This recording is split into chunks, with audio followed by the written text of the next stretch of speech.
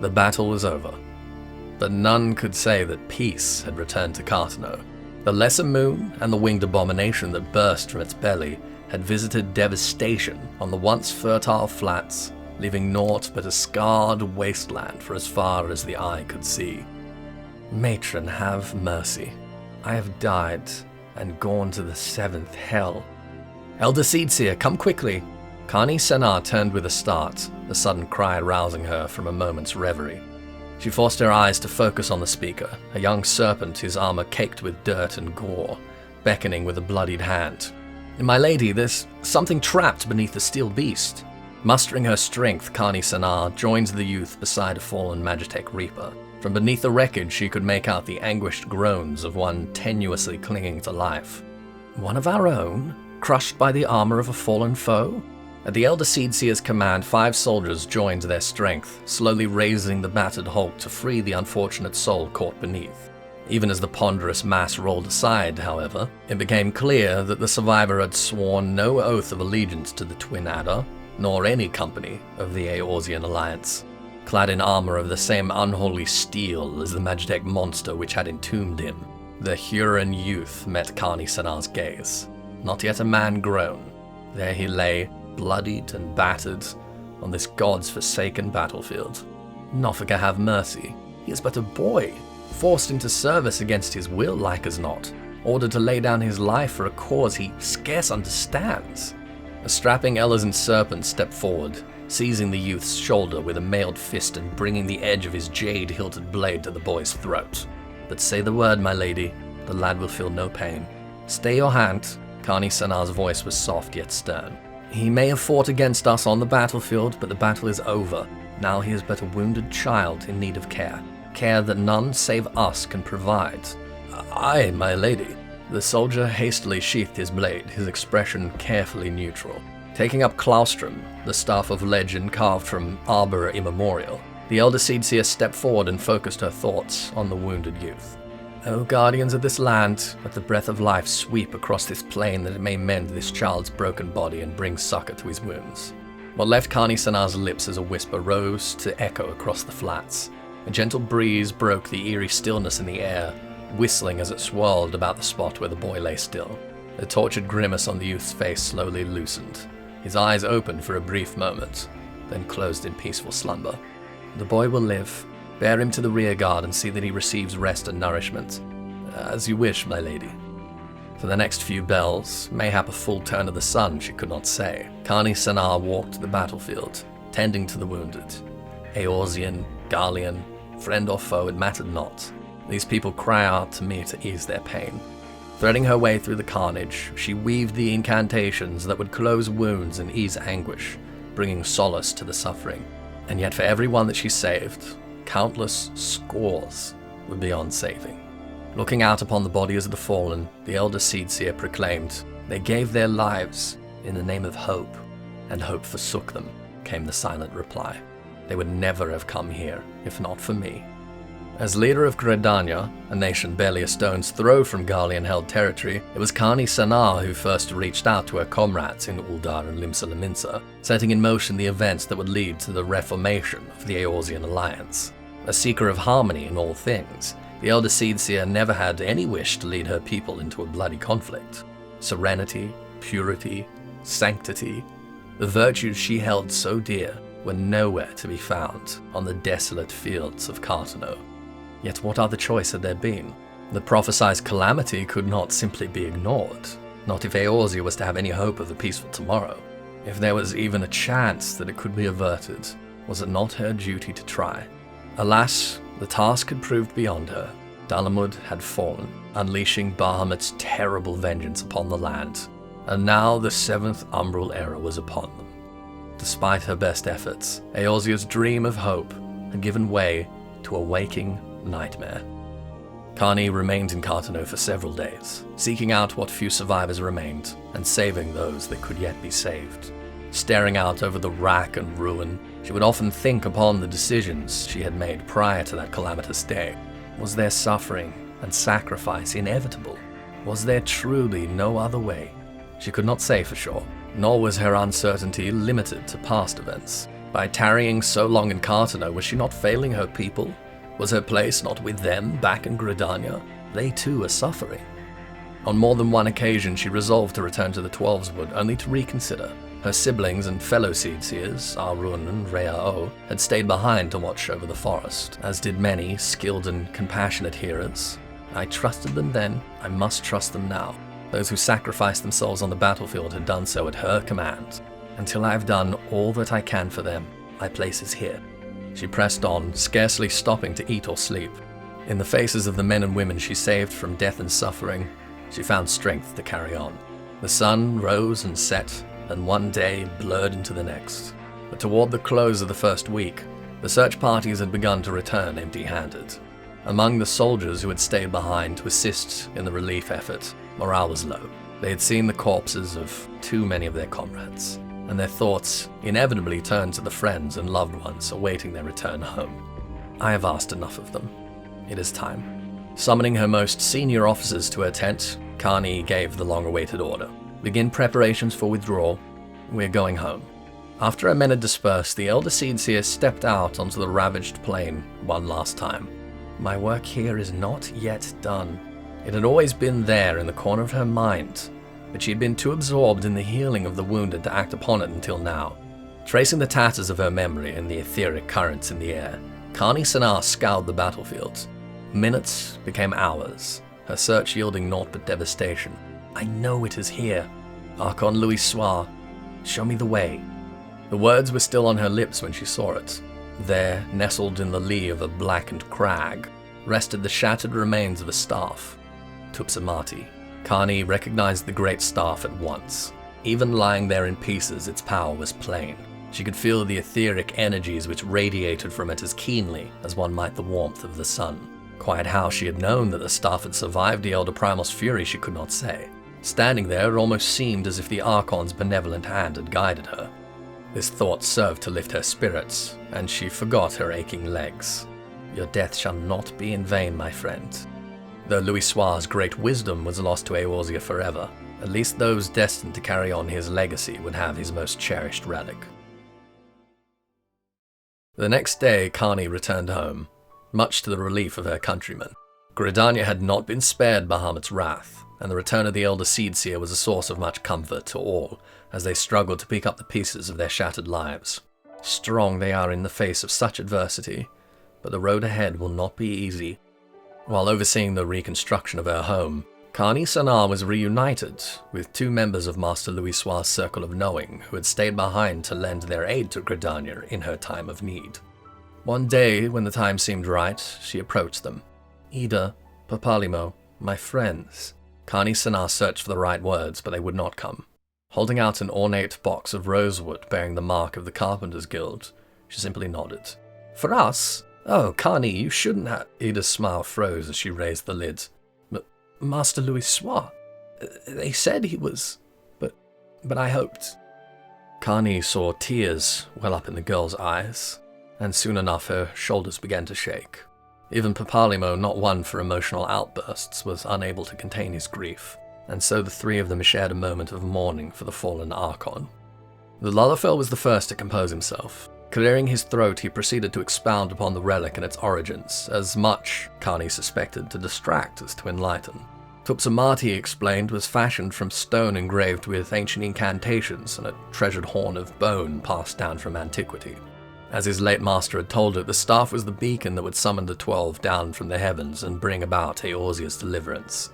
You have done us a great kindness, Elder Seedseer, Papalimo continued. Though none save Master Louis-Soir possesses the power to wield Tupsamati, I shudder to think what might have resulted had it fallen into the wrong hands. You may rest assured that we will keep it safe. I don't have the words to thank you, Ida added. If only Master Louis-Soir were here. He always knew what to say. Perhaps sensing further tears were imminent, Papalimo quickly pressed on. My lady, now that you are safely returned to your people, it is time we took our leave. Would that we could remain here longer to assist in the rebuilding, but other matters demand our attention. The scholarly Lalafell then proceeded to explain that the Path of the 12 and the Circle of Knowing were to be united as a single entity, an organization which would strive to realize the dream for which Archon Louis gave his life: peace in Eorzea. The realm had lost its greatest champion, and the threat posed by the Primals, the Garlean Empire, and who knew what else still loomed large upon the horizon. And yet, Kan-e thought as she looked into the eyes of the two Sharlayans, with brave souls like these to defend her, there is hope for Eorzea still. Whatever evils we may face in the days and years to come, know that Gridania will always stand with you. 5 years after that fateful day, the wounds left by the Calamity had begun to heal in the 12th Woods and the realm at large. In those rare moments when she was granted a respite from her duties, kan-e-senna would often reflect upon the path she had taken. Do you watch us from above, Louis? Has Gridania, have I, done your legacy proud? Elder Seed-seer, the council requires your presence. Kan-e turned about with a start. Before her stood a young Huron in leather armor of the purest white, one of the keepers of the entwined serpent, the Elder Seed-seer's personal honor guard, established in the wake of the Calamity. My thanks. Pray inform them that I shall join them anon. The young soldier nodded deferentially. As he turned to take his leave, their eyes met, and the memories, ever brimming beneath the surface, came flooding back to her. The images as vivid then as they were 5 years before. We pulled him from the wreckage. He was but a boy, alone and afraid. Wait, I will go now. Pray accompany me. As you wish, my lady. The youth gave a slight bow as he took his place by her side. There are few wounds that time cannot heal. Even those who once stood across the battlefield as enemies, through effort and understanding, may one day find themselves standing shoulder to shoulder, the stoutest of allies. Offering a silent prayer to Archon Louis and the friends she had lost, Kan-e turned her thoughts to the friends who now stood with her, and the countrymen who looked to her for wisdom and succor. The true rebirth of this realm has only just begun. As the sun's warm light streamed through the leaves and down upon the path before her, kan-e-senna strode purposefully forward. The greatest challenges still lie ahead, yet we shall rise to meet them, together, as one. So there is Tales from the Calamity Part 3 of Friends Lost and Found, first published August 29, 2014, exploring the experience of Gridania's elder seed-seer kan-e-senna in the aftermath of the Battle of Carteneau. This tale provided us with a good bit of lore at the time of publishing during patch 2.3 and some pretty compelling foreshadowing. Naturally, we know a lot more about these characters, events, and artifacts now than we did back then, so just like the rest of this series, we're going to spend some time diving just a little bit deeper. As always, patrons and Twitch subs will have early access to these episodes as soon as they're ready via the respective Discord channels, so if you enjoy this series, maybe consider supporting through one of those avenues, linked below, and if you are a patron that does not yet have the corresponding Discord privileges, then shoot me a DM anytime. Now, let's start with kan-e-senna. Well, in truth, in order to understand the Elder Seed-seer, we need to understand the Pajal, and in order to understand the Pajal, we have to go a little ways back to the first millennium of the 6th Astral Era, some time before the founding of Gridania itself. Here's the short version. Elazin had been living in the Shroud for over 400 years before the first stones of Gridania were laid, so from the mid-7th century. They had been, as far as we know, the first to return to Central Eorzea after the floodwaters of the 6th Calamity finally subsided several centuries earlier, and had now been forced into the forest by the later migrating Hyur.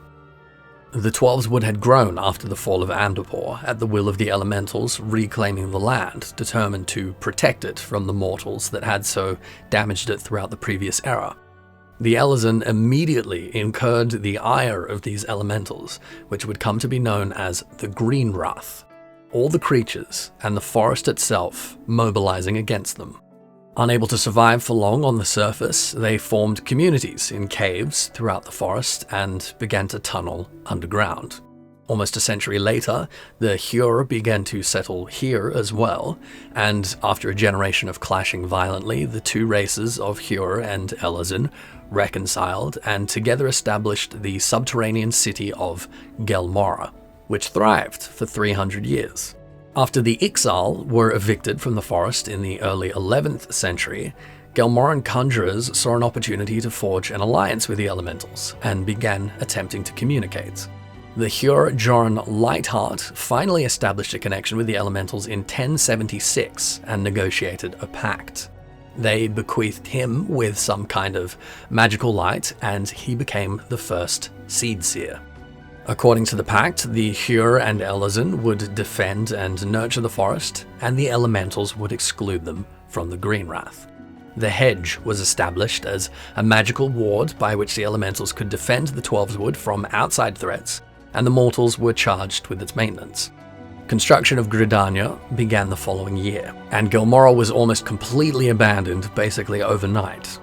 The few Elazin that remained underground could not maintain the city alone, and so the Gelmoran state soon collapsed. Those that remained are now known to us as the Duskwhite. So Joran, the man who first connected with the elementals, had a child, and this child was born as the first Pajal. Between the horns and the cessation of physical aging once he reached about 10 years, it was feared that he suffered from some mysterious disease, until the child himself explained that he had been chosen as a mediator through which the elementals might communicate their will to the new Gridanian nation. He abandoned his birth name in favor of i-ohok-pota, which he described as the sound of the etheric waves through which the elementals communicated with him. 36 years later, another Hjor child from another family was born with horns. i-ohok-pota took them to raise as a seed seer and named them u-kote-num, from which point the Pajali culture was established. i-ohok soon thereafter became the first elder seed seer. He lived to 272 and died ostensibly of old age, still appearing physically as a boy of maybe 10 years.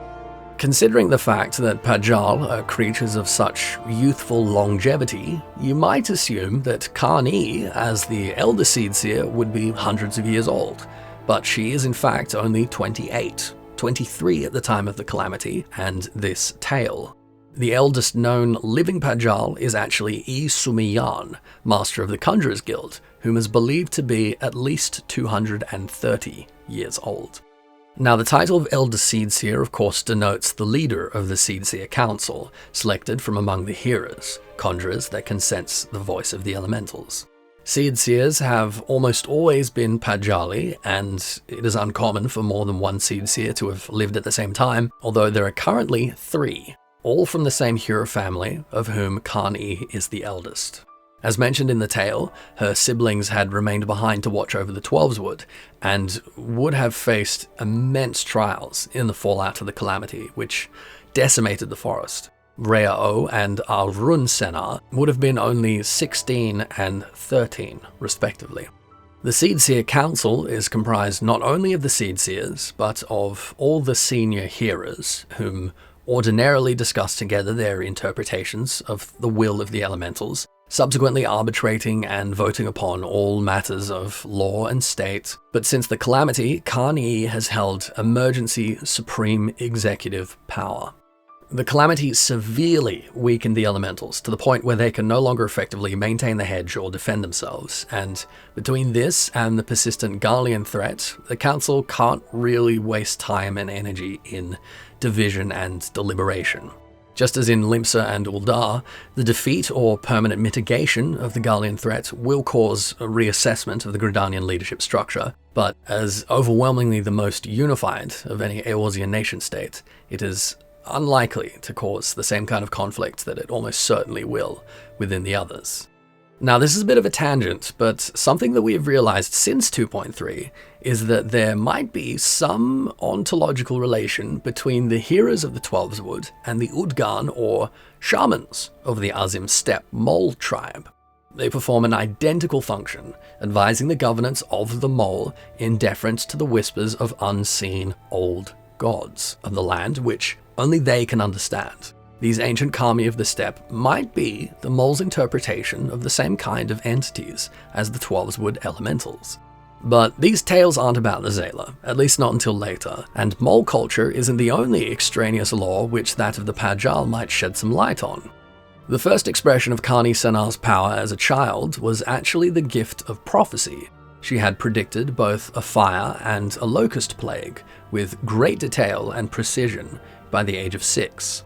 This is a particularly interesting quality to us in the midst of Shadowbringers, learning in the Bozja storyline about Mikoto, Gunhilda, and Lufon the Sage, all possessing a similar power.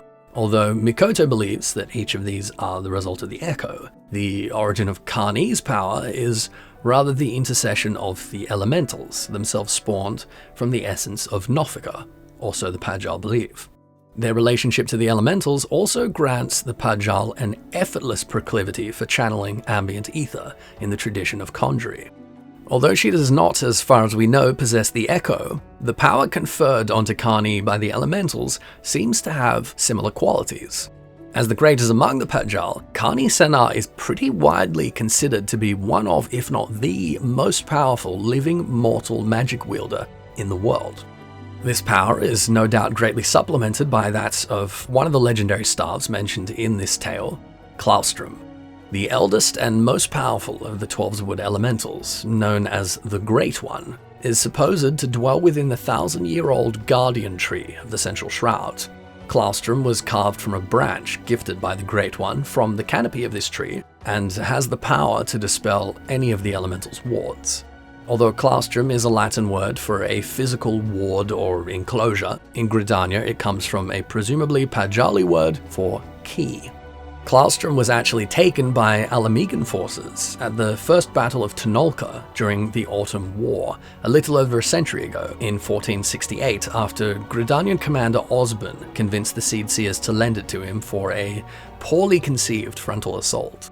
This alone represented a crippling loss for Gridania, which would likely have been wiped off the map by Alamigo had it not been for the formation of the First Eorzean Alliance to push them back soon after this battle. Then of course we have Tupsamati, and at the time this tale was first published in patch 2.3, we really had no idea that Louisoix's staff had any real significance, and that its remnants were being kept at the Waking Sands as anything more than a sentimental memento of the Archon. It wasn't until 2.5 and Nabriale showed up to try and snatch it following the temporary dispersal or suppression of our Blessing of Light by Midgard Zormer that it became obvious that the Tupsamati was actually some kind of Chekhov's gun. Nabriales mentioned that he intended to use it to hasten another rejoining, i.e. an 8th Calamity, but this tale was our very first clue to its power and significance.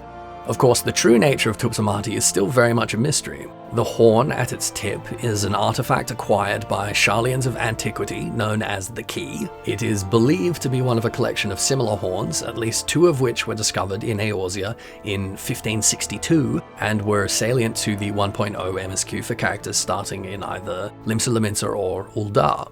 The latter featured in the conspiracy we mentioned in the previous tale, orchestrated in part by Flamin and Neil Frayne. The horn sounded by the mammoth, which sent the parade Gubu into a frenzy, disappeared immediately afterwards alongside the thaumaturge Korgave, whom is now assumed by the Scions to have been an Ascian host. It is believed to be connected to the first summoning of Ifrit by the Amaljar shortly afterwards.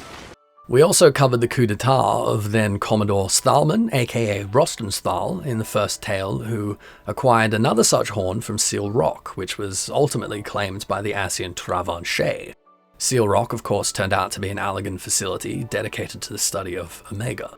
Unbeknownst to us at the time of 2.3, this horn was given by Travanchet to Mide and Dian to become the core of Alexander.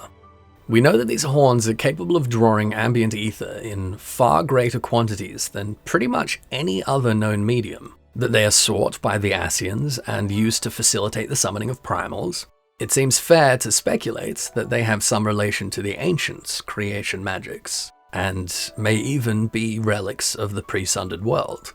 I can't help but wonder how much of what we have learned since ARR was already known to Louisoix even back then. In any case, without kan-e-senna's recovery of Tupsamati from Cartano, Nabriales would not have been baited and destroyed, leading to the revelation that the Ascians could be ultimately defeated, and Shinryu would have probably leveled half of Eorzea after being summoned at Baelsar's Wall, had Papalimo not been in possession of Tupsamati at the time. Speaking of Papalimo, he here reveals the plan to kan-e to consolidate the Path of the 12 and the Circle of Knowing into the Scions of the Seventh Dawn. The Path of the 12 is, of course, the organization founded by Minfilia, dedicated to the discovery, fraternity, and study of those possessed of the Echo, which the adventurer joins in 1.0. And the Circle of Knowing are those Sharlayans who followed Louisoix's mission in safeguarding Eorzea, despite the Sharlayan exodus after the Battle of Silvertear Skies, including the main Sharlayan cast of the Scions, as well as Moonbreeder, Rambros, Grahatia, and others. Finally, the Huron youth rescued from Carteneau was of course the unnamed Keeper of the Entwined Serpents, who can be seen accompanying kan-e pretty much everywhere throughout the MSQ, including to Mogholm in Heaven's Ward. He hadn't actually had any lines at this point, and has only one in Heaven's Ward, alluding to his disbelief that the Mughals had the Elder Seedseer performing manual labor. You cannot and will not find his actual name anywhere. Even kan-e refers to him only as Keeper. People have speculated that perhaps he abandoned his birth name when he defected from the 7th Imperial Legion, but the other Keepers don't have names revealed to us either. Hero children are taken from their family and given a new name when they are found to be Pajali. Perhaps the Elder Seedseer's personal honor guard are expected to make a similar commitment. Hatching Tide 2018 also featured a brief interaction which strongly implied that he is quite besotted with her. I know a lot of people ship these two, but let's be real, kan-e ain't got no time for that. Now I think that just about covers it for this part. I know this one has gone pretty long, and I don't think I've missed anything important, but I wrote the notes for this part while I was up north in the fjords, so if I did, you'll have to forgive me, or better yet, make some noise in the comments below. As I mentioned earlier, patrons and Twitch subs will have early access to every part of this series and of most videos on the channel, as well as a lot of behind the scenes stuff, so if you'd like to consider flinging a couple of bucks, even a $2 Patreon commitment will probably end up contributing more to the channel after 3 or 4 months than all the ad revenue for this video. If that's not your style, or you don't currently possess the means in these turbulent times, then sharing this video with a couple of mates is also a wonderful way to help. More exposure lets me know that you want more of this kind of content. We're also going through some rebranding and a bit of a glow up for the channel, which I'm really excited to share with you all. When it's ready, we'll have the option to slap it on some mugs and t-shirts and such. The concept sketches we've got for the new logo look fantastic so far, so look out for that in the near future. Until next time, be safe, take care, and thanks for watching.